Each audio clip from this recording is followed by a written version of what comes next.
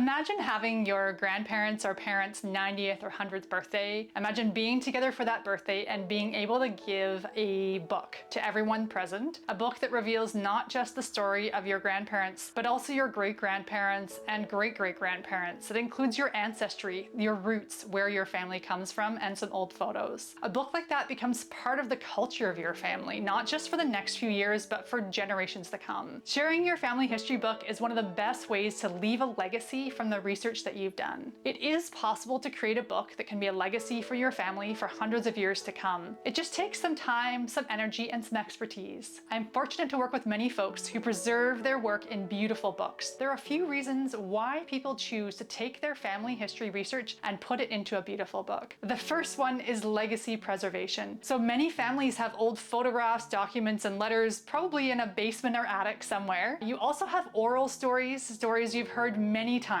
from your parents and grandparents, but if I asked you right now, I don't know if you could repeat all the details. So I often think of a 100-year test. What will be here in 100 years? Capturing memories and family history in a physical book can preserve those stories not just for the next few years, but for generations to come.